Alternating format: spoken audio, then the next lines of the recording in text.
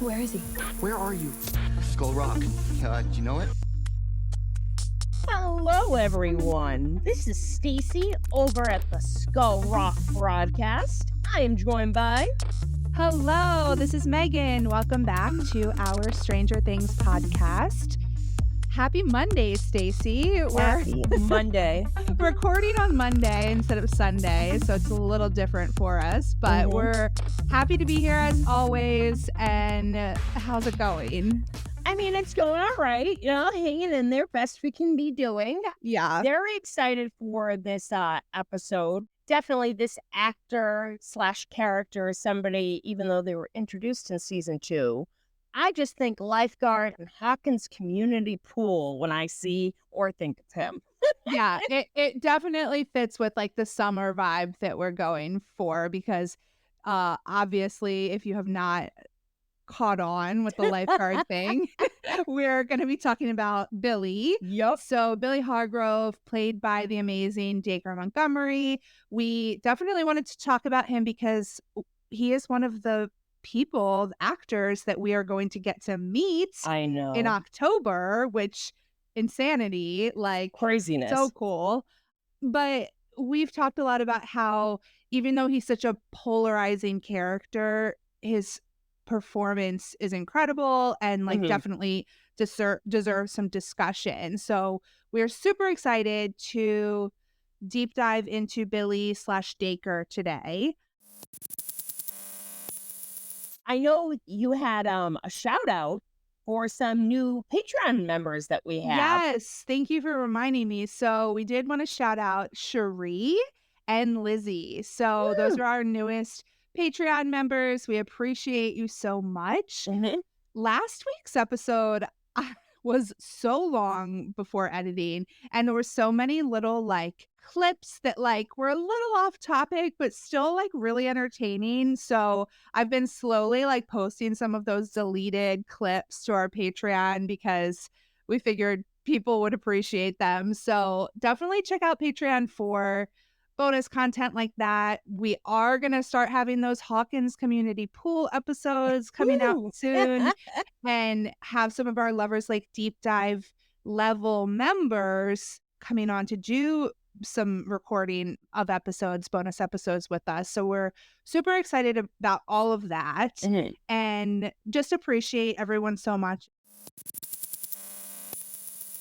I figured we could dive in with season 2 and just chat about Billy in season 2, some of his best, aka potentially worst moments, because he is a pretty terrible guy. Yeah. Like he's definitely got his ups and downs, but like some of the best scenes are him doing awful things for the most part. So we do get kind of introduced to him at the school, right? We do. Right after the, the kind of like cutesy scene between Steve and Nancy, and, she's trying to correct his Vietnam basketball paper. Essay. Yeah, there's going to be a lot of red ink on that thing. But I loved his introduction because, we get introduced to 2 new characters, but his entrance was just beyond epic. You see him, he's driving a 79 or 80 blue Camaro, which that car is as iconic as, Steve's Beamer or Hopper's truck. And it's set to rock you like a hurricane. And just from the moment his boot hits the pavement and it just pans up, and he is just, I felt like I was Carol and her girlfriends. We all were just watching that ass go. And he was rocking the mullet and just, with his little mustache and his cigarette. He was definitely some eye candy, and just what an introduction. And of course, spoiler alert, guys, but we all know, something happened at the end of season 3. Somebody pointed out when his body drops in the mall, it's the same sound effect that his boot makes when he's first introduced. That's fascinating. Chills. Yeah. What do you call them sometimes? Nerd chills? Nerd chills. So those kind of, I never put two and two together, but yeah, when you re-listen, it's the same thing. And everyone's like, yeah, just that epic like boom of his boot kind of showed him what a great fucking song, because he really was like a hurricane. And, definitely, like you said, had some real memorable moments, but it's almost like in wrestling, they needed a heel. We were Yeah. just starting to really like kind of go, oh, that's Steve Harrington, just at the beginning of season 2, even before he kind of like, got together with Dustin. He really, did help out at the, end of season 1. He seems like a good guy. They kind of needed someone who was the polar opposite. And I don't want to say villain necessarily, but it was such an essential thing because in so many 80s TV shows and movies, there's always that classic bully. And this was him. Yeah. And I mean, people say that that was Steve in season 1. We've talked a lot about how we don't really agree that Steve was a bully, like he was just being a typical teenager.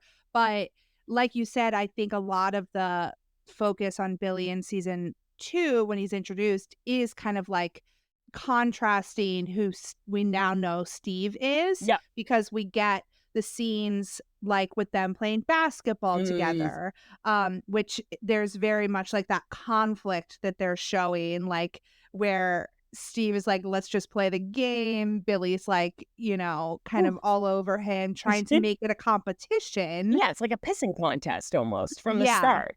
Yeah. And they're playing shirts and skins, Oh. like. Like, which I never realized until I watched some behind the scene clip that like under the leg shot that Billy makes, that was completely like he did a slam dunk. I guess that's what it's called. And I guess like Sean Levy, he directed that episode. So they were luckily able to get it, and the look of like almost like shock and like people almost going like, that's what I'm talking about. That'd be me in the background. That was everyone's real reaction because Yeah. he made the shot that nobody thought he would be able to make. So yeah, definitely the shirts and skins, like when it's right, it's right. Like Yeah. I loved that it was from the first time Billy like kind of like meets Steve is at the Halloween party, which is the second episode, Trick or Treat Freak. And just the way he like, everyone's like, he goes in across that chaotic party like a predator almost. Yeah. And there's Tommy, just leeching off whoever's, King Big Dick, I guess. And I just, I love how they're like, we got ourselves a new king egg, Harrington. Yeah, eat it, Harrington. And just the fact that like Steve just kind of almost looks unbothered, but Billy's sizing him up. He's sizing him up.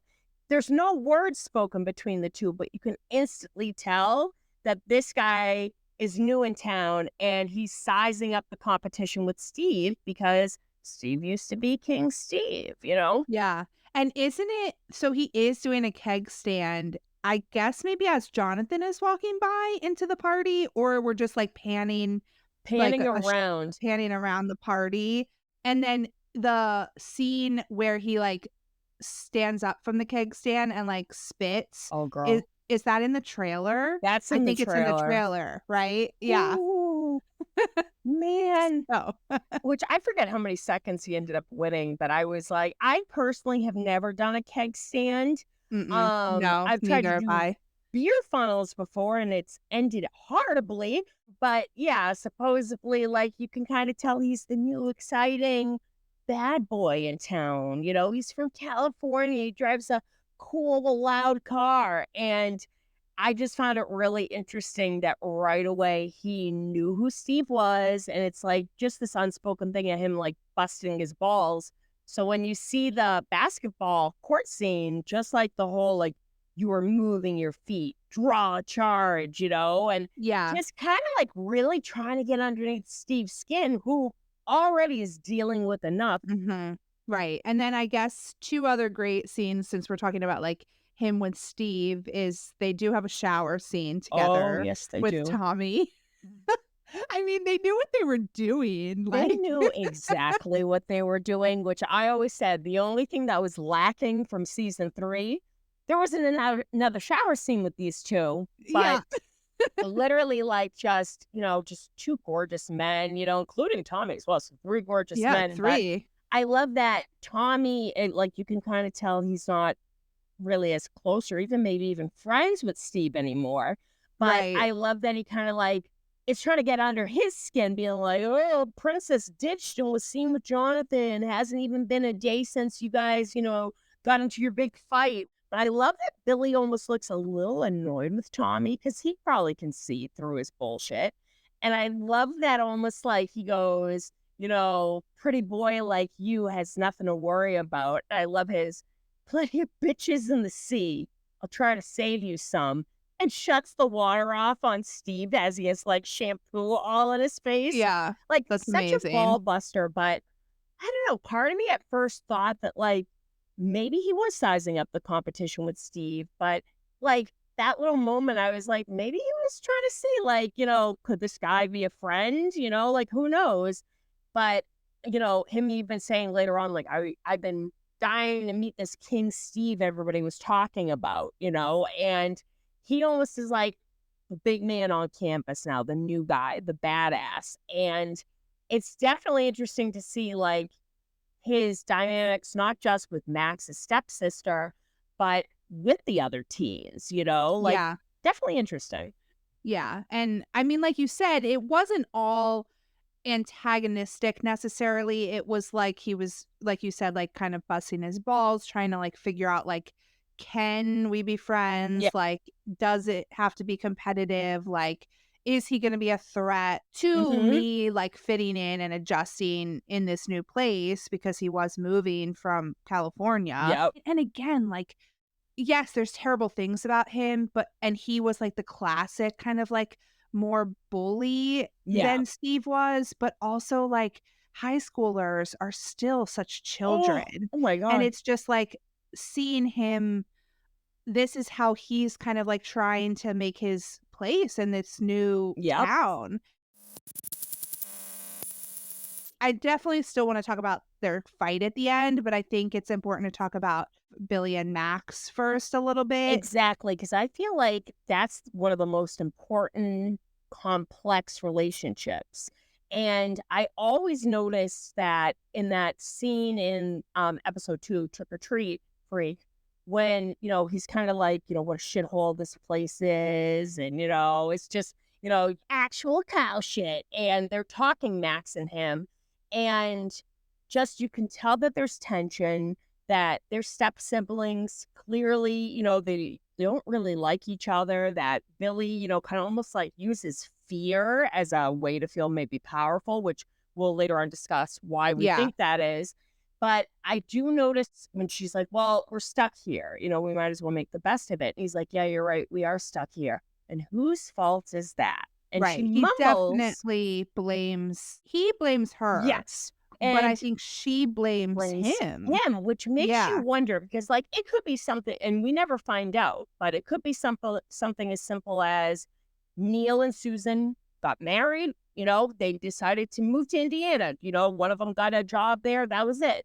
But all the way from California, it makes you wonder: did something happen that forced them to move? Like, I've read a lot of fics where there's a lot of different theories, but did Billy do yeah, something? Did he get in trouble?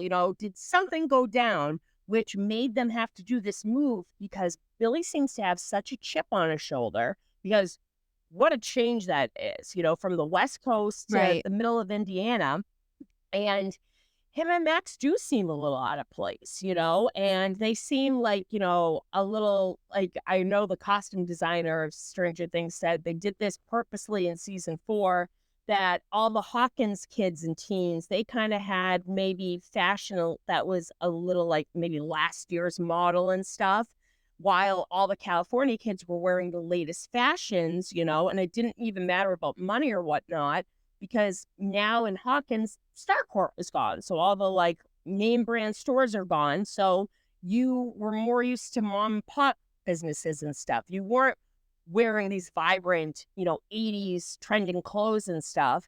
And you notice like just little details like Billy and Max's clothes look different. They have kind of like golden tans to them and stuff. You catching the fact that, she has the poster of endless summer and all the little like nods to Right. California. So it probably was like a culture shock as well. But definitely you can tell that there's some major, and it's not just siblings being siblings, there is some like dangerous hatred going on Yeah. with Billy and his younger stepsister Max. Yeah, and he's violent with Hmm. her, like you said, he uses that fear and intimidation, and then, I mean, he is basically telling her not to hang out with the boys, and it seems like he's especially talking about Lucas, which Yep. brings up the racism, Hmm. which, there's no excuse for No, that. none whatsoever. And people have tried to argue, like, oh no, it was just because that was the boy that was around Max and he seemed Right. interested in her. But you could just tell him being like, you don't hang out with people like that. Like, and I hate to say it, even though Neil never says anything racist, he does say very homophobic, terrible slurs. And Yes. it's almost like this is what Billy's been raised with. So it's Yep. almost like just repeating that toxic, disgusting behavior. And, just Billy being like, you're a piece of shit, Max, but we're stuck with each other. And you can tell that it's almost like he sees Max as this burden because when Susan and his father and Neil aren't around, when they're working and stuff, he has to give her rides. He has to almost like not really babysit her, but like keep an eye on her. And you Yeah. can tell he just resents that so much. So right away, he becomes dead set on just instantly disliking this new group of friends, especially Lucas. And like we said, there's no fucking excuse, but he's just repeating that disgusting, view of life that most likely his father has. Right. It's nasty. Right. It's coming from his father, like you said, most likely, including the abusiveness, because we Mhm. can tell that, like, that relationship is incredibly abusive as Big time. well. I think we find out a little bit more of that in season 3 as Yep. well, like, confirmation of that, but it's, like, very toxic, very traumatizing, so much going on in that house, and, Yep. I mean, many people have that and are able to, like, not become also racist abusers. And that's So the thing. Yeah, like somebody once said, and this was before like things were actually even canon, but the little breadcrumbs we got in season 4 about Eddie and how his mom wasn't in the picture, possibly dead, and how his old man, most likely is, in a prison or serving time somewhere and wasn't really the best person. You got little crumbles of why he was living with Wayne, and somebody went, here's somebody who had a hard upbringing, who most likely was abused, and they didn't repeat that toxic cycle. They actually were protective of people who were maybe weaker or, needed the protection and, needed the guidance. While Billy, instead of being like Eddie, yeah, he just repeated that, fear is my control, fear is my power. And it's really heartbreaking because you see in, I believe it's the second to last episode, you see how abusive Neil, his father, is. First of all, it's physical, right in front of, yeah. Susan, who you can tell this He's isn't anything. probably Yeah, this yeah, isn't anything new. She looks ashamed, but she doesn't try to intervene. And for all we know, it could be happening to her. And exactly. you see him, using homophobic slurs. And, some people could be like, oh, it's the sign of the times. No, there's no excuse. And No. just instantly the whole respect or responsibility. And I guess that was actually Dacre Montgomery's idea of showing that scene, which would maybe explain and kind of like you can peek behind the curtain a little bit of why Mhm. Billy is this violent and has this hair trigger temper because there is abuse happening and he just sees Max is just this weight, this burden. But people also pointed out in season 3, there's a lock on the outside of his bedroom door, like Mm. little things that maybe were there on purpose by accident. You never know. But, we see, of course, when Al enters his mind in season 3, there's some dark stuff stemming from childhood that, Yeah. we still have a lot to talk about with season 2, but we, discover that his mom was abused by Neil, that he's paranoid, that he was controlling and, physical with her. And then she basically took off. We don't know Mhm. if she's alive or dead.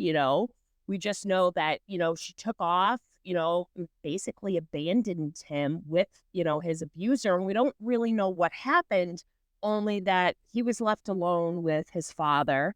And shortly after, he met Susan, and then Max was in his life. So there was a Yeah. lot of bottled up anger that we even see a little glimpse in his mind when he's playing like little league or softball. And it's him, kind of calling a little kid a pussy, something that his father would call him. He's beating the hell out of the kid. So it's something, the seed was planted early, and you see he's the way he is, and probably has some mommy issues because he's going after older, attractive women, Yeah, which so yeah, definitely when we woo. get it more into season 3. But I do really like what you brought up about Eddie, and I think both of us working with kids and in schools have seen that, Yep. like, kids going through trauma.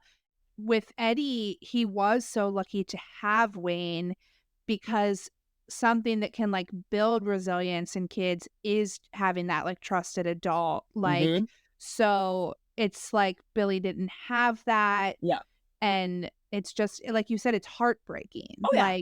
Like we said, there's no excuse, but it also is, like, just horrible to see and to Mm. know that, like, basically he's still barely out not a child anymore. Like, we don't even know how like, what it has he graduated in season 3 when he dies? I I don't always even know. assumed just by the dates on the headstone that he would have been in Nancy's grade. So he Okay. was technically a year behind Steve, which is pretty interesting that he was like, Yeah. standing up to him and stuff. Yeah, like, he's still just such a child, He's so a it's just child, but I so don't even, unfortunate. yeah, Yeah. just a young teen who, you know, it's very interesting the little crumbs that you get of his abuse, his past, his mother, his father kind of makes sense, Yeah. but in season 2, I think it was him trying to show like his dominancy, I'm the alpha male and stuff.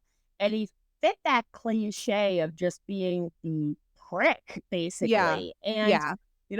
very like Dacre Montgomery is gorgeous. So, mullet or no mullet, beautiful. And, I think what was the most interesting was him and Max, like Yes. just Yeah. he tried to play it off that, he, was looking out for her and stuff, but just you can tell Max is actually terrified of him throughout Right. most of the And he's season. kind of just trying to continue that abusive cycle, Yep. and it's setting up things that, like, come back, like you said, in season 4 with Max, Yep. like, of, like, her mental health and her, like, just going through all of that even before he actually dies in season 3, Mm-hmm. like, so it's just a lot for her to have to deal with, more trauma on her plate, but I guess the fight at the end of season 2 is the other really, like, pivotal thing Yep. with Billy, and again, pitted against Steve, who is Mm-hmm. becoming a little bit of a hero at this point, like, and just that stark contrast and difference between the 2 of them, where Steve is kind of trying to actually help and protect the Yep. kids, and Billy's just trying to find Max because his parents are mad at him because Mm-hmm. he doesn't know where she is, kind of thing. So, That fight is most likely, and this is the scary thing, if Max hadn't intervened with the syringe and sedated him, he probably was in like blackout rage. He probably would have killed Steve, yeah, and I that's mean, frightening. it's But, very scary. just right off the bat, the scene where he notices that Lucas is still in the arcade after the scene of Lucas filling, Max in on everything. And he's like, well, you do understand what happens when I get angry. And in the next scene that we see, Billy and Max, he's first of all iconic. There he is lifting weights, drinking a Mhm, beer, and puffing mhm. on a cigarette. It's another great moment. Woo! I'm like, look at that. He treats his body like the temple it is. And, of course he looks gorgeous lifting weights, but if you pan to Max in her room, her skateboard is snapped in two and she's trying to use duct tape to fix it. So Yeah. I wonder who that, did. Oh, and when he basically almost runs down the boys at one point Oh my is God. absolutely I terrifying. forgot about that. I Yeah. completely forgot about that. Where, the frightening thing is, probably, like, first of all, he did this to scare the shit out of Max, but he got a little too close, even if he was just fucking, around and joking. Like, the Yeah. boys went fucking flying in their little Ghostbuster outfits into a ditch, like, Yeah. just classic of him just being a prick, trying to, scare his stepsister. But I think, like, just him look at, like, first of all, we all have to appreciate the Karen Wheeler scene from season 2, Yeah. Yeah. where they made her basically archive of the 80s Yeah. of The romance the novel. romance novel. And I love that the guy on the cover was supposed to look like Billy. Yeah. Yeah. And the fact that Ted slept through that doorbell that many times, I'd be like, do we need to check for a pulse? Like, I'd be pissed too. She had her candles, her little bubble bath going. She's Yeah. having a great time. Yeah. And when she answers the door, I do have to say that's probably the sexiest that character looked. Just the open shirt, leather jacket and stuff. It's so over the top and ridiculous. I love him being like, I didn't realize Nancy had a sister. Like, Mhm. so, like, just, it's so cringe, but so cheesy and hilarious. And I love that Karen, like, eats it up. And him just chewing on the cookie, which that pop I do own. It comes with, like, a little cookie in his hand, which I No love. way. It's so cute. And I love that he uses his charm to basically figure out where Max is. And just that whole scene of him seeing Steve. And of course, like, from the very moment that the kids are seen in the window, Steve's like, Bob. And he immediately, like, shoves Steve down and then kicks him, like, in the ribs. And the way he zeroes in on Lucas, like, he Mhm. was gonna really fucking kill him. Like, that's how Yeah. crazy he was, because he, of course, was going to be blamed for Max sneaking out. We already saw what happened earlier with Neil. And he takes out all that anger out on these poor innocent kids. So Yeah. Steve, of course, intervenes, but something's twisted. Something's going on with Billy, Yeah. because he's laughing. It's almost like he's enjoying this, He's a little bit of a psychopath, Oh yeah. honestly, and, like, the fact that he is able to turn on his charm like Yep. that, kind of, like, also, like, That's concerning. demonstrates Yep. that this is a very concerning, like, disorder that he's got Yeah. going on. Yeah. Yeah, so he's just such a complex character. It's, like, fascinating. He really is. And, like, And just Dacre's performance oh my through God. all of Yep. this is, like, insanity, like Such a good actor. Like, and everybody even said that he's a method actor. So, so many co-stars of his have been like, yeah, like, he's actually the sweetest, nicest guy. But when he's in character, it's actually really intimidating and terrifying, like him just saying, like, nobody tells me what to do. And it's almost like him just losing his mind on poor Steve. So I do love the moment where Max does thankfully save Steve's life and sticks yeah, the syringe in his neck. And I love her basically using the nail bat to threaten to basically, like, rip Billy's dick and balls off, being like, you're staying away from me and my friends from now on. yeah, And I do like that he does actually stay away. Like, that yeah, actually kind of maybe clicked something in his head, like, she's had enough of my bullshit. She's done. right, And they right. don't really have much interaction in season 3 for obvious reasons until the very end. But, it's very interesting to see that one moment at the end of season 2 where Max is getting ready for the snowball dance and Billy walks by and they have, like, a second of eye contact. And some people are like, oh, he's kind of like almost smiling looking at her. But I love the dirty look that Max just shoots him. Like, Yeah. don't you forget, buddy boy, you Well, know? it's almost like she stood up to him and he kind of, like, backed off, like you said, Yep. and sort of, like, respected that, I guess, the fact that she did stand up, and then, I mean, in season 3, even before in season 4 where she kind of talks through all of her mental turmoil about, like, what happens at the end of season 3, but even throughout season 3, she's hoping Yeah. that this is not her brother, Hmm. like, that's involved in, like, all of the, like, upside down stuff, like, Yep.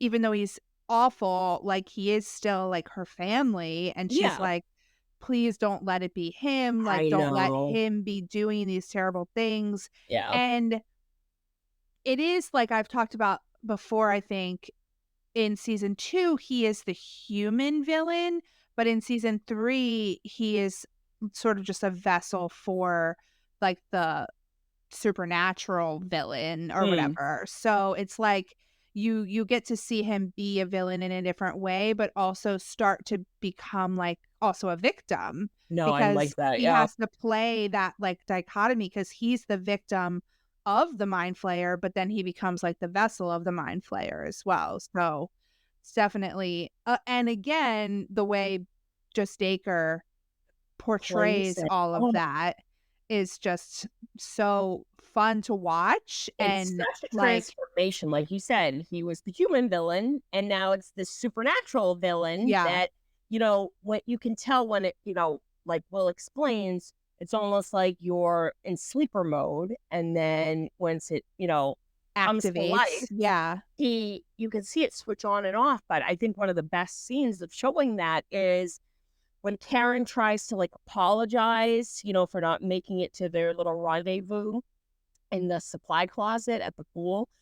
And of course, he has that like, vision or like, little like image in his head of what would happen if she stuck around, that he would probably kill her, and it Right, wouldn't be right, him. He can't control it. right. So, I rewatched this recently with Jeanette, and she goes, "Do you think he was like telling her to stay away for her safety?" And I said, "Oh, 100%."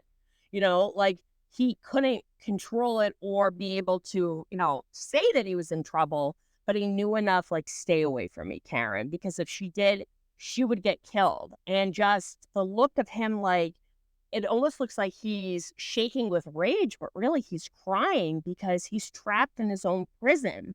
Yeah, And, you really did buy it when it does those flashbacks of him the upside down, seeing the double of him and, them telling him that he's going to build, and you can just tell how frightened and scared he is because anybody would, him going to call 911, but what would he even say? And right, he's right. in trouble. And clearly, like, you can tell he doesn't want to be doing what he's doing, but he's trapped. So the little glimpses you have, like in the sauna test, where at Mhm. first people were like, "Oh, it was just a big trick," because right off the bat, he, reached for the tile.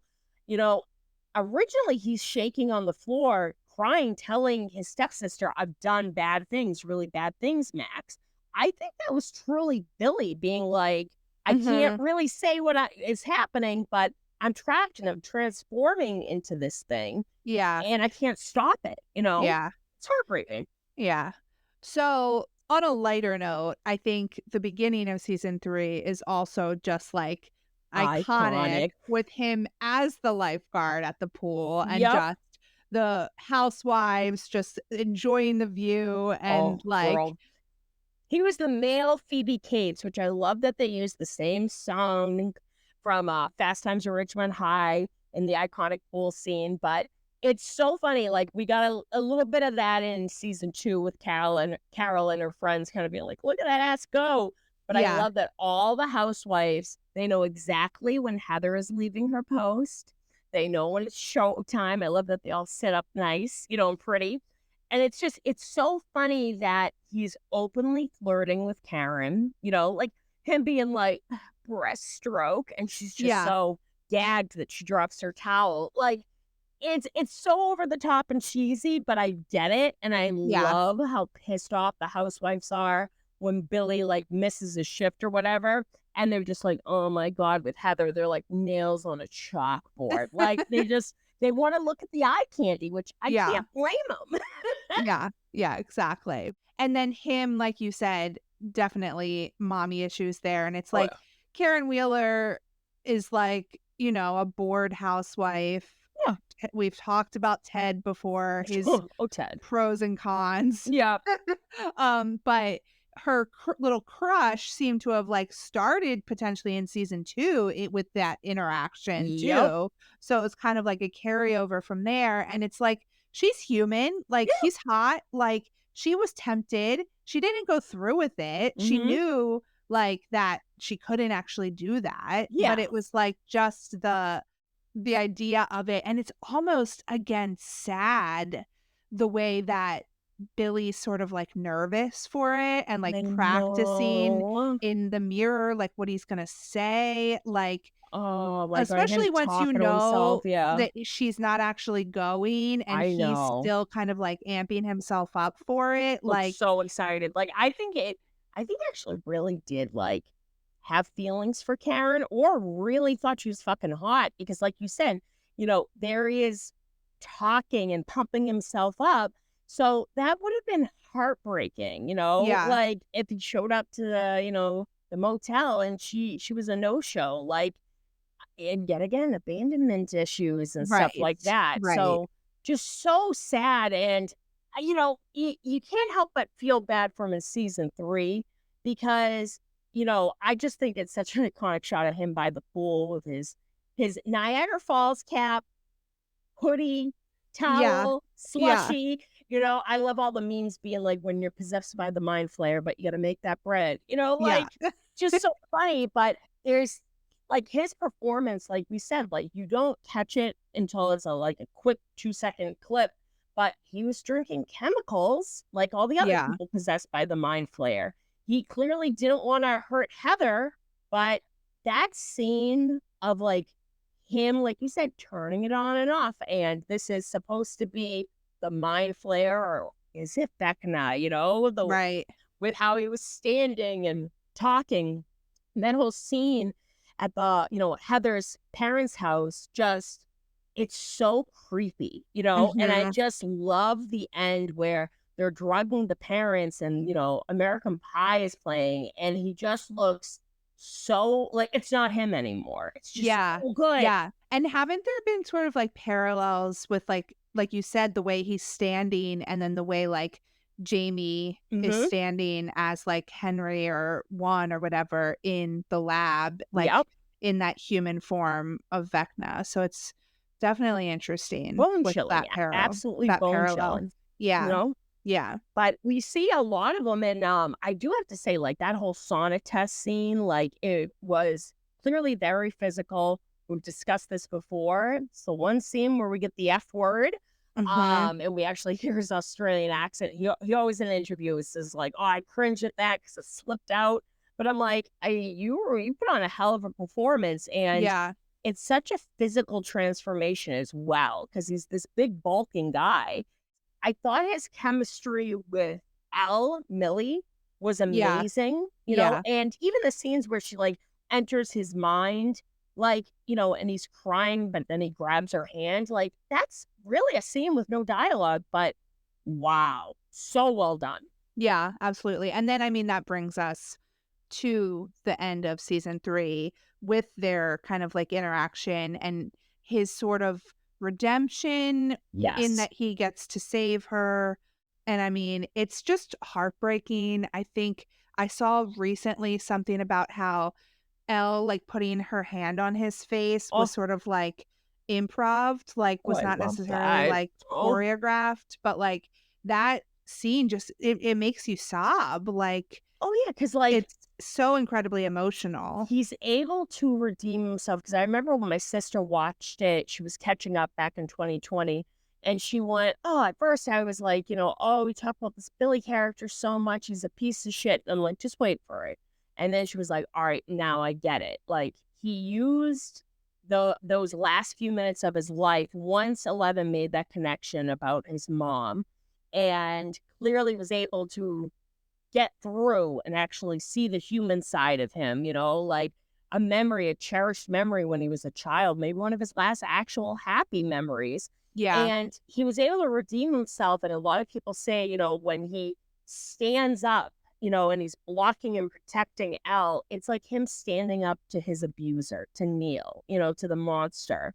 right. And it's a tragic, violent end, but he was able to use his last breath to apologize to Max, which explains a lot of her trauma, of course, in season 4. Yeah. And, just even in the scene when he's about to like run down Nancy in the Camaro, but, the child father, Steve, intervenes. He's Yeah. crying, you can tell like he doesn't want to do this. But the fact that the character of Billy, as violent and problematic as he was still at one point just a child. And Right. Elle was able to get to that memory and make him break free. And it saved her life. It saved everybody's life. Yeah. But he put himself in front of Elle. And Max even says that in season 4. Like, no, the whole town will never know that you actually saved Eleven's life, And it's such a sad ending. And you can tell that Max, that very last scene of her sadly sitting in his bedroom, like clearly she's acting, and she even says this, like, at first I tried to pretend that everything was okay, but then things started going bad, Hmm. between, Neil getting abusive and violent, the fights with him and Susan, him leaving, which I don't know, like her saying like, oh, I felt like he just couldn't be around anymore with you dead. Like at first I was like, Neil, you piece of shit, you're not fooling anybody. But who knows?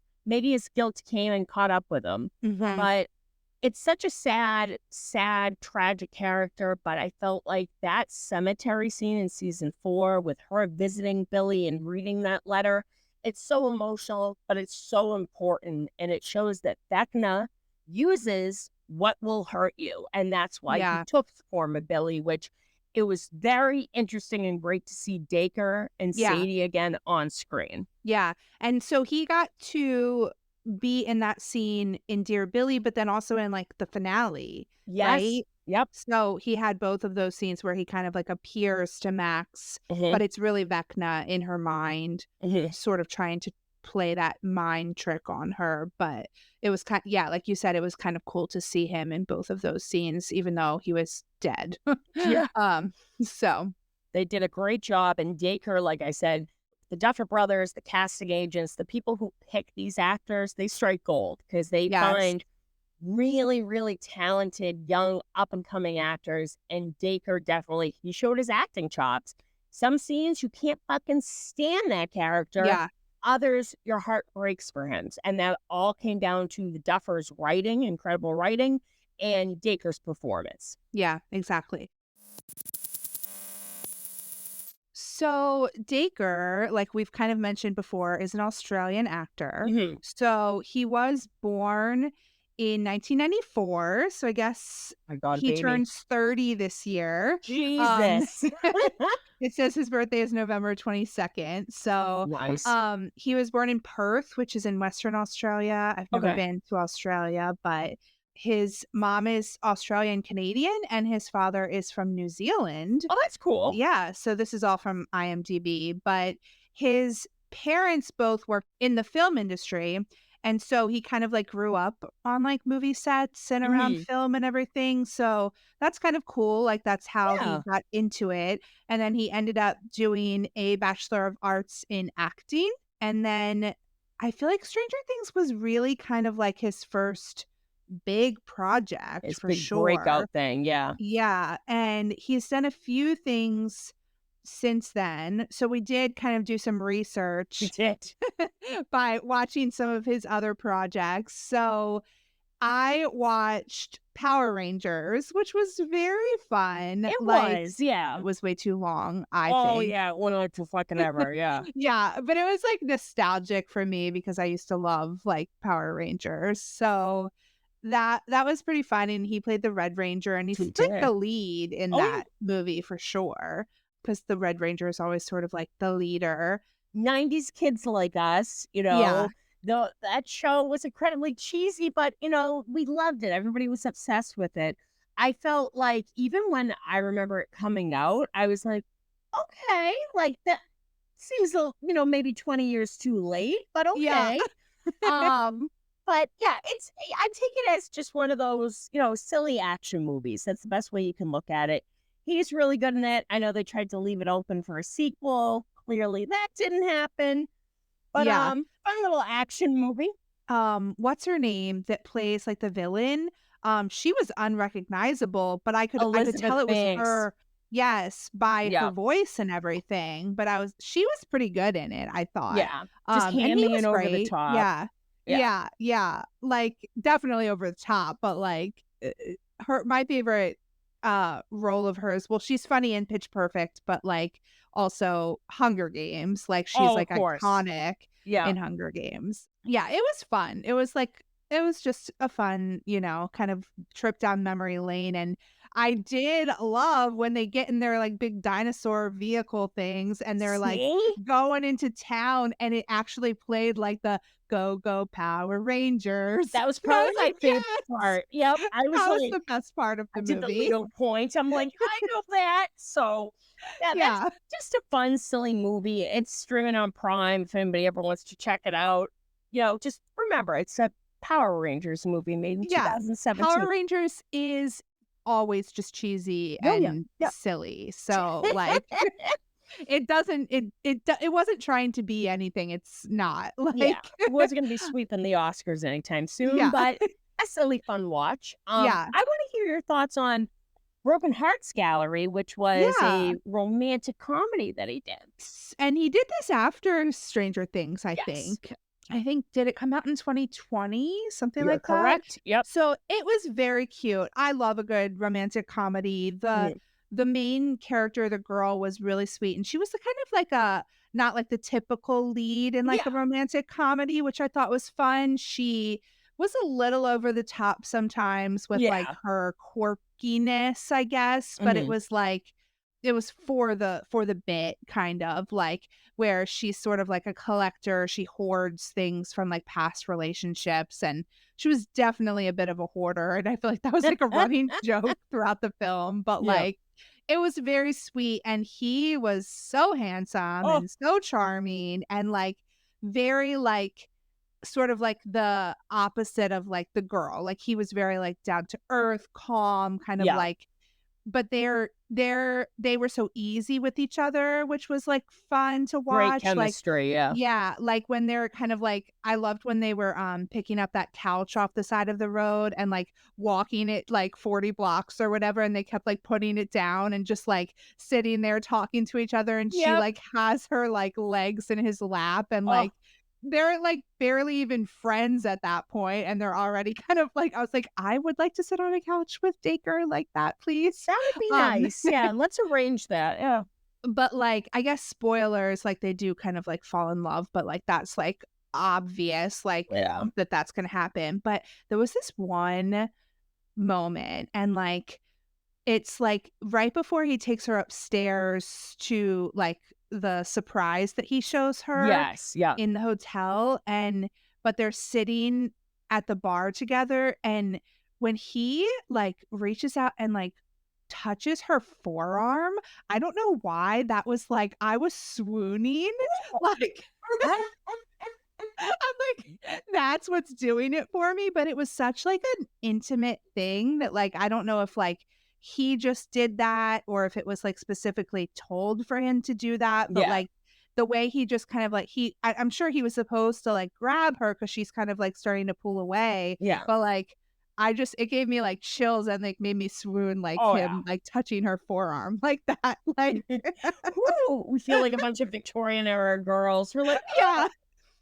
So, it was very cute. It was a little long, yeah, but I enjoyed it. It was a good watch, and absolutely. it I'm was such a cool thing to see him in such a different role roll. Yep. because I feel like he's so serious and so, like, damaged and everything in Stranger Things, and even it's a little bit of a darker, like, more tortured kind of thing Yeah. in Power Rangers as well, so it Mhm. was, like, to see him in, like, this, like, very, like, lighter he still had his baggage and everything like Yeah. that, but it was a lighter role to see him in, and there was, like, funny moments where he's, like, smiling and laughing, which, like, you don't really get to see very You often, really so don't. This poor guy. So yeah. it was cute that he chose a project like that because I know there's been interviews with Joe Keery that when he picked Spree, he was like, it's because I kept getting offered romantic comedy roles, which we're dying to see him in one of those. But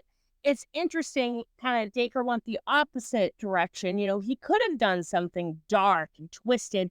He did something light, which, was much needed. So really cute to see him in something like that. Yeah, just to show his range a little Yeah. bit as well, and Then he had a smaller role in the Elvis movie, which I have not seen, Yes, I but saw I've heard that. it's like a scene stealer He in that. is, and it's a good movie, whether or not somebody likes Elvis or not. It's from the same director as Romeo and Juliet and Yeah, Moulin which I Rouge. love. Baz So Luhrmann, right? yes, oh, Yeah. I love that director, and I just love the look of his movies because they're gorgeous. And Yes. it was a great movie. And he is one of the guys that convinces Elvis to not do a Christmas special, but to kind of do his old classic hits. And he's only in like 2 or 3 scenes, but like you said, he's a scene stealer. And, Mhm. mostly that director as well as the crew, they filmed down in Australia. They are Australian. So it was really cool to see him in a big Hollywood movie like that. So even though he was not really, even a supporting character, was so small, it was still great to see him kind of like in the 70s, kind of like hairstyle with the chops and stuff. So really cool to see him in that.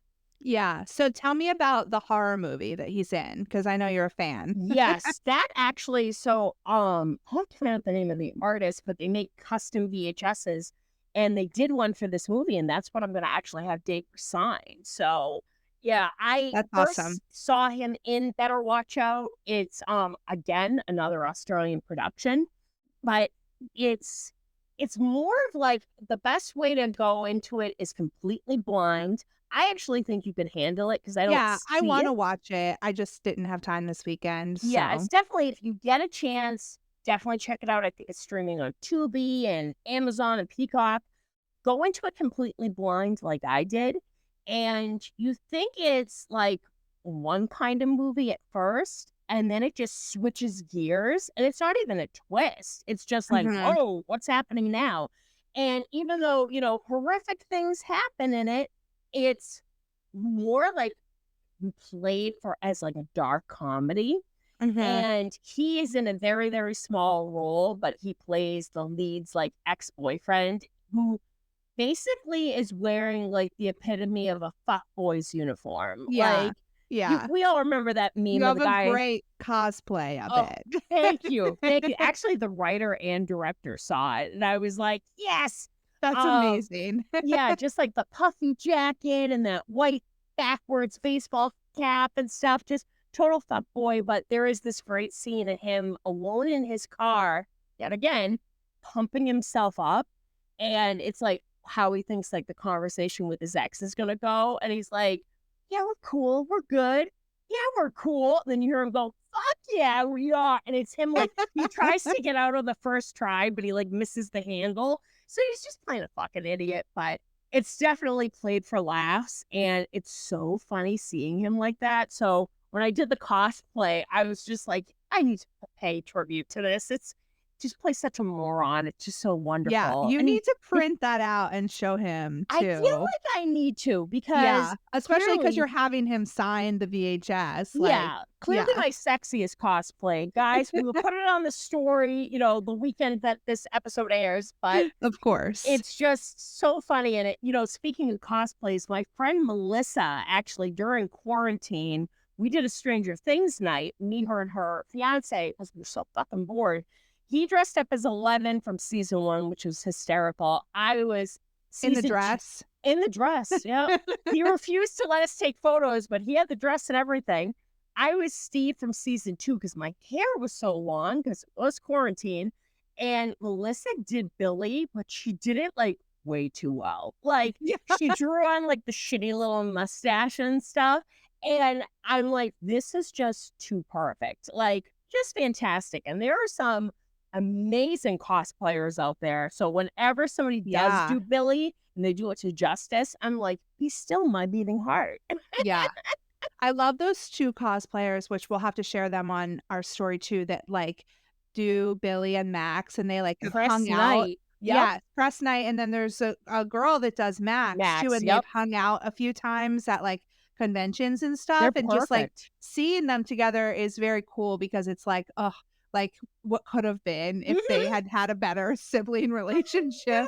Oh, But, man. yeah, and we didn't touch on, I just, like, how, like, Steve has sort of, like, filled that role for Max in a way, Oh and my how, God, I like, know. he has a letter from her, like, Which, which, oh, tell me like, like you want and his yes, reaction when because he realized that she gave him oh, one, he like, looked shocked, but like yeah, really touched, you yeah, know? Oh, yeah. That's off topic, but we always get off topic when it comes to Steve. it He happens. also Dacre has also done some short films, some music videos. He has a podcast, Oh, which that's cool. it's not a podcast like our podcast. He actually, like, I guess, published some of his poetry that he wrote. Which is So it's like, beautiful. yes, beat poetry, him reading it, and it's set to music. And there's just like 6 episodes or something like that of like the different poems. They're a couple minutes each. But Okay. I listened to one and it was very cool. Like, I definitely want to listen to the rest of it. And I just think it's like probably just another creative outlet for him. Mm. He's done, I know, some short films of his Mhm. own, which I've watched Yeah. a couple. They're very cool, weird but cool. Yeah. And just like little things like that, like you said, you know, he's an artist, but he's also a writer. He's a director who does poetry. And like, I guess there were even little details with Billy himself, like the St. Christopher medallion that he wears, like that was a little touch of his and stuff like Okay. that. So it's Yeah. interesting to see like how creative he is. He was in some interview for a magazine once I mentioned to you, and it was him kind of showing around his apartment and he was like, I don't like overhead lighting. I like soft lighting that's kind of like almost eye level. And I got to admit, I kind of like did that as lighting in my living room. And I'm like, wow, he's right. This is actually much better and very soothing. Yeah. Yeah. Yeah. So the podcast, if you want to listen to his poetry, is called DKMH, just the initials, Okay. DKMH. He, on a lighter note, Mhm. recently did a commercial. Oh, What did he girl. do a commercial for, Stacy? Oh, he did one for Speedo. Yes, he And did. to quote myself, when it's right, it's right. I think we were all grasping our imaginary pearls because he is just too pretty. And Yeah. oh, seeing him in a bathing suit yet again, it brought us back to the pool, baby. Yes, exactly. Full circle here with the summer vibes. We'll have Yeah. to share that commercial this when this Woo! podcast comes out too. It's fantastic. So, he has some upcoming projects. So, some movies that are in post-production, Spider and Jesse, Faces Okay. of Death, Yep. and Yep. then Went Up the Hill, which he has also producing credit on. So, Went up the definitely hill. interested to see what comes of those projects and, what he does next because Which I have I to feel ask, like what are your he thoughts? Do you think he might make an appearance in the final season? What do you think? I don't know. I mean, you know my delusion where I want them, like, to get everybody who died and bring them back, but, like, Including even Muse. not even not yes, absolutely including Muse, but, like, I mean, even if it isn't for them to come back to life, like, maybe for, like, a zombie army or something like that, Oh, like, which because okay. that's been kind of, like, hinted at Yeah. slash, like, in season 3, we sort of see that, like, that's what he's supposed to be, quote, unquote, like, building. Yeah. So, we'll see. Like, I again, like, I'd be happy either way. Oh, yeah. Anything else for Billy or Dacre? No, just basically like in 2019, I, like everybody else, was just enamored with what a beautiful man he was. And that was the summer of definitely Billy.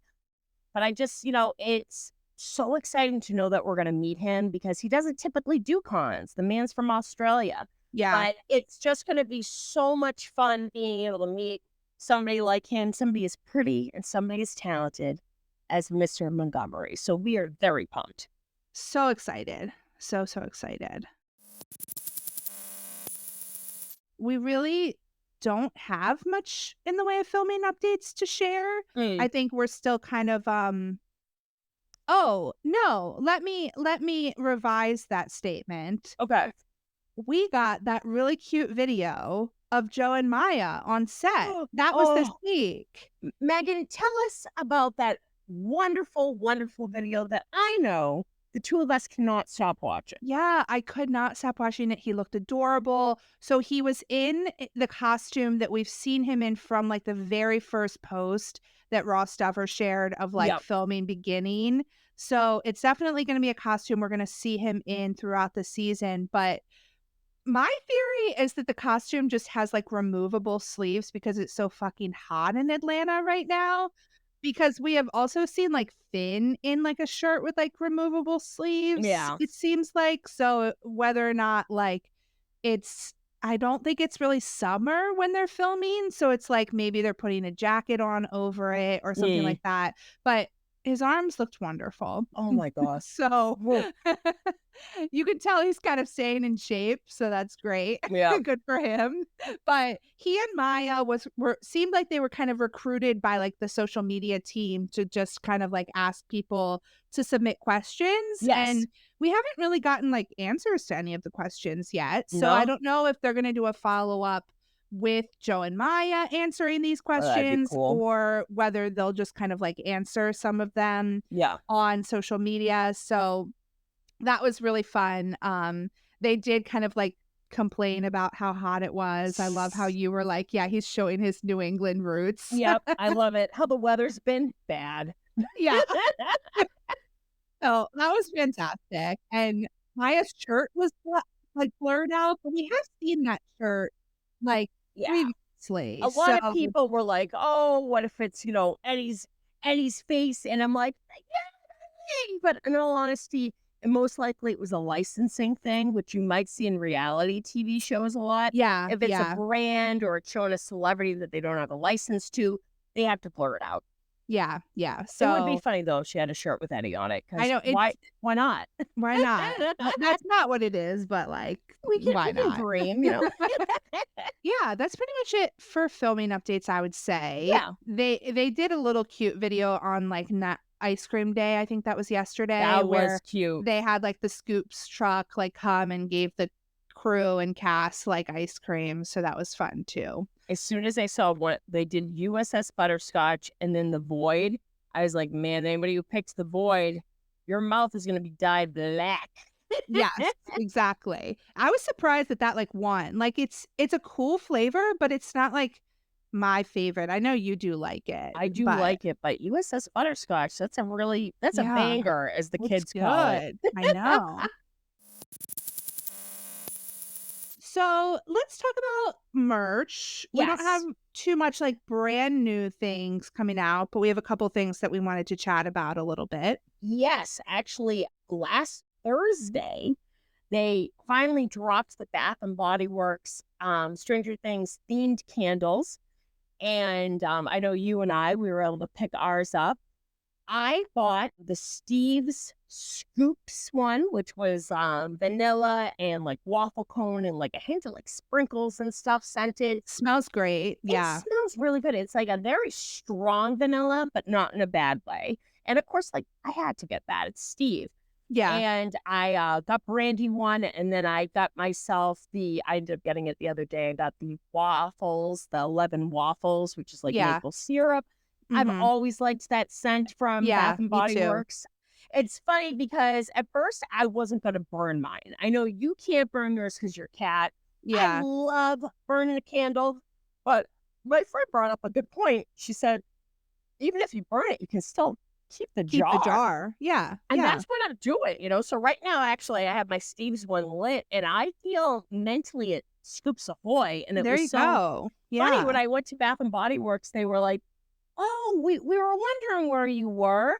And it was just so cute because they know me as a huge Stranger Things fan. And they were showing me some of their like Halloween stuff that's coming out on Monday. But I asked them, I said, is there going to be anything else? And Yeah. they said, my store personally didn't know, but I have heard from other people who have talked to different employees at different locations.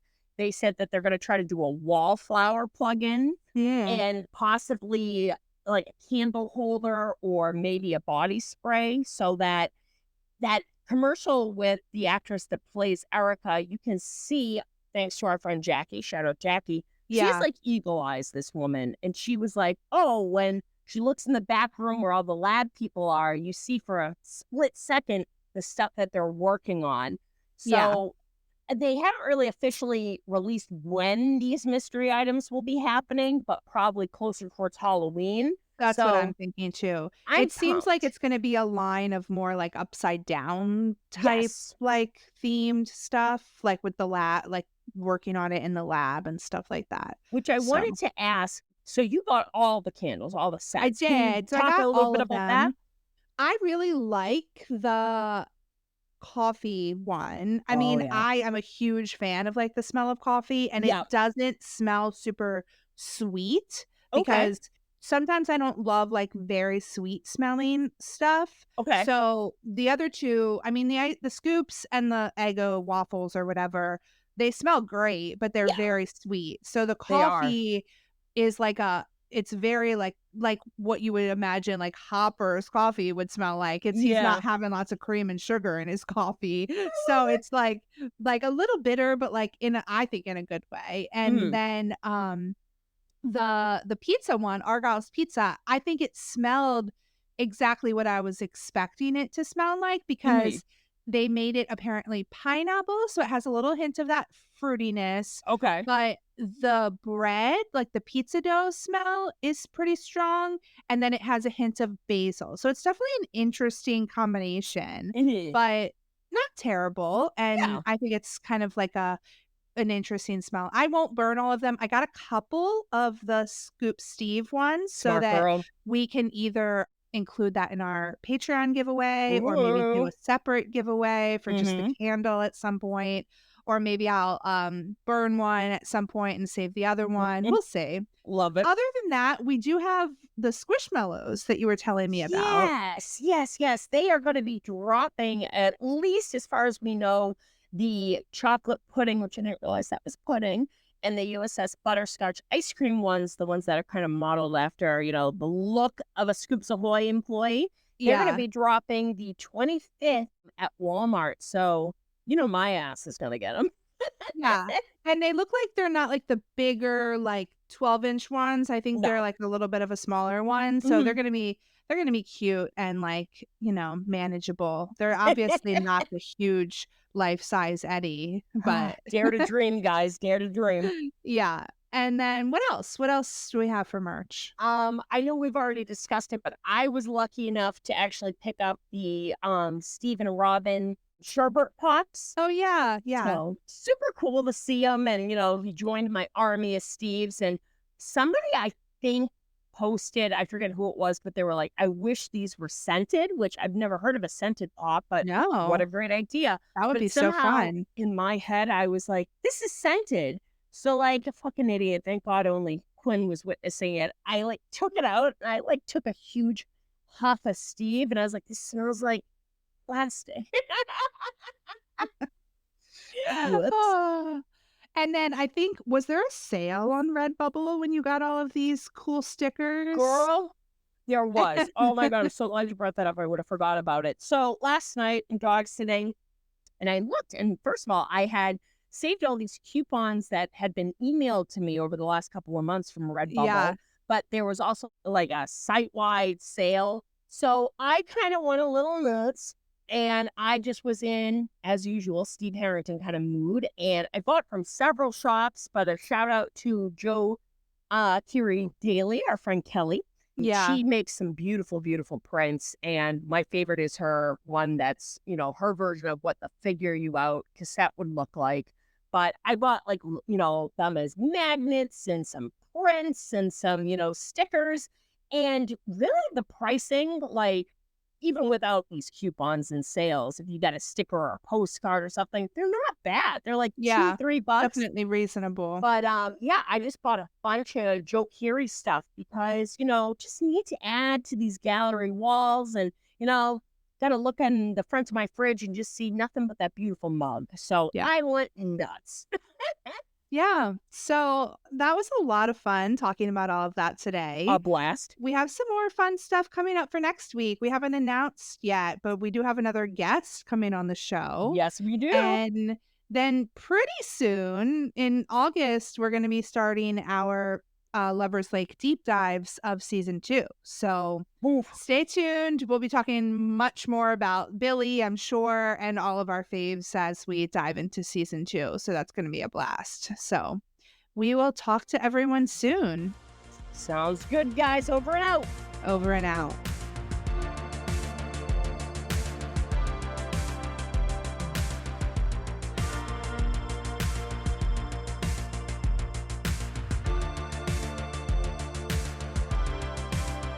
Eddie, I'm not sure I love the idea of you driving. Oh, I'm starting to suffer. Harrington's got her. Don't you, big boy? And we're back. So my favorite part of the episode sometimes when I'm excited about what I've been reading. But we always love talking about our boys, Steady, Steve Harrington, Eddie Munson. So we love reading fan fiction about those two characters. Oh, yeah. So if that's not for you, no harm, no foul. You can turn us off. We'll talk to you next week. We know it's not for everybody. But if you would like to stick around, we're going to talk about what we've been reading this week. And we've both been like reading a lot. So it's been super fun. So tell me a little bit about what you have been reading, Stacy. I was very excited when O-Stars, I didn't realize they haven't updated in about a month or so, but they did update the You Carved a Space in My Heart, where it's the single dad, Steve. And I caught up on the last 2 chapters, and let's just say things are kind of heating up because now Eddie is involved, and just really, really cute. And it's getting like sexual tension. It's just beautiful. So I was reading that. I've been reading a lot of stuff off Tumblr and stuff, but you sent me, and we're going to have to discuss this. You sent me an Onion Chiver story, which I could not, guys, stop reading it. I read it all in one big sitting, and that was probably one of the hottest fucking stories I have read in a while. So it was so good. So we can talk about that now. It's called Qualia. Okay. And it is, we talked about that Dom Steve kind of BDSM fic that I really liked last week. And so it gives a very similar vibe to that. Yes. Like sex club, like goes hard on the BDSM, So which hard. is not always for me, but this was for me. Yes. We came to the party and then some. Yep. Yes. So yeah, sub Eddie, Dom Steve, but like they just go through so much together, and like it's not a super long fic, but it's definitely on the longer side of like a one shot. And it is separated. It's a one shot, but it is separated with like Eddie's first time, Eddie's third time, like going to the club. And of course, at the end, we have the, you know, like the breakdown that always happens, and the vulnerability and the like miscommunication that like, oh, it was like heartbreaking. Like it was in that scene. Like, I don't want to give away too many spoilers, but like I knew exactly what Eddie thought in that moment, and I knew where Steve was coming from in that moment. So it was like, to just be set up to like know exactly where each of them are, but like know that they're not there together yet. And like, oh my God. It just makes me want to cry. But like, of course, so beautiful. Like you can't put it down. Like so fucking hot too. Yes. Like, whew. Yeah. Like they're both into it. Like, and some stuff I'd never read about before. Yeah. Which I was like, ooh, okay. All right. Yeah. Like, I'm going to have to check this tag out. But of course, Onion Chiver's just such a talented author. I think, you know, if anybody could really write it and hit it home, that person would. So it was incredible. Yeah. I read another, like, even shorter Onion Chiver. It was one of their earlier one-shots, and it was called Talking the Talk. It had, like, parentheses and, like, a longer title also. But it was really fun because it was, like, more canon compliant, because this one that we were just talking about is definitely an AU. But I love how they incorporated other characters from Stranger Things as well, with, like, Jason, Chrissy, Carol, Jonathan. But this other one was more canon, with like the boys from actual canon, and it was like basically Steve thought Eddie was more experienced than he was, and Eddie was kind Oh, of like bitch. fronting that he knew things, and Steve like wanted to be with him, and but then like Eddie and like wanted to try things with him, but like Eddie was like Oh. literally a virgin. So Oh. he was like going through all of this turmoil of like be coming to terms with being honest with Steve. So that was really fun Oh. too. I'll Could have you to send send me it the to you. link to that? Because I I'm don't gonna have think to I've read sent you that. that one. Oh, that Yeah. sounds really good. And then let me talk about the couple podfics that I've listened to Yes. this week. So Yes. I finished Looks Like We're In for Nasty Weather, which I had talked a lot more Mm. about last week and loved it. I might have to re-listen to that during like spooky season. Oh, I love that. Then I read another longer podfic by a lot of the same narrators. So Rattle and Hum, Amanita Fierce, Rufus Bear, I and love them. also Yeah. Cottage Podfix was on this one. And it was Ooh. called Small Mercies by Ello Poppet. And this was definitely unique. It was just the mood. I loved the just like mood of it, but it's Eddie and Steve kind of falling for each other, but it's interesting because Eddie moves in with Wayne to a house in Loch Nora, like across the Oh, street from Steve. okay. So it's like them, and then there's a couple of different POVs. You've got Dustin's POV, Robin's POV, and then Steve and Eddie's POV. So Oh, it's that's kind of just cool. like the story, a little bit of like a slow burn of them falling for each other and like figuring things out. But Mm, loved the vibe and just like unique in that he was living across the street and that that is really cool. I like that. like Steve would kind of want to go there. He hated being in his house. Oh, His parents did come home, which always causes problems. yeah, those So assholes. yeah, that was a really beautiful story too. And Mm. then just this morning I listened to a shorter podfic by Rattle and Hum, and the fic is written by Annie by Banani, which I have loved a lot of their stuff, but it's called Luck Couldn't Get Any Worse, and it's literally just a one shot. The podfic was like 25 minutes, and Eddie gets gum stuck in his hair. No, really? Yes, like, Of so it's the course. kids. Of course, it's the kids. It's like, Erica throws it at Lucas. Lucas deflects it, and then Dustin tries to grab it out of his hair and just ends up, like, Make it pushing it in worse. further. Oh no. So it's Steve helping Eddie with that situation, and it's so sweet. That sounds really cute. So that was great. And then the one that I read this weekend, and it literally, like, just consumed my life for 36 hours, was Carve My Name Into Your Chest by Hexy Writes. And this is a hockey AU. Oh yeah. And I am into it. I loved it so much. I like could not put it down, could not stop reading, needed to see what happened. Yeah. It's I don't know how many chapters. It's a multi-chapter, but the chapters are pretty reasonable. I don't really watch NHL or Yeah. anything like that, but I played field hockey, and then I also, really loved the Mighty Ducks when I was younger. Hello. So, I did have like some, context for the Yeah. ice hockey, but like, oh man, you have to read this immediately. Really? Really good smut in the chapters, but also just like they're like trying to figure each other out. Like they're in the closet, like because they're hockey players, and like Mm. some stuff happens with that. Like lots of drama, lots of like, pining and Yeah. like they're rivals, but like, Oh, okay. yeah. Yep.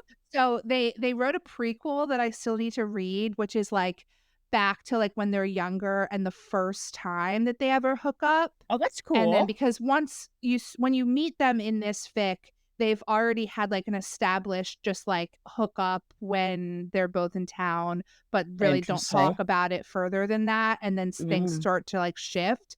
But like I'm really excited because, and it's all Eddie's POV, but the prequel is like Steve's POV Oh, back that's when they're cool. younger. So I'm gonna read that.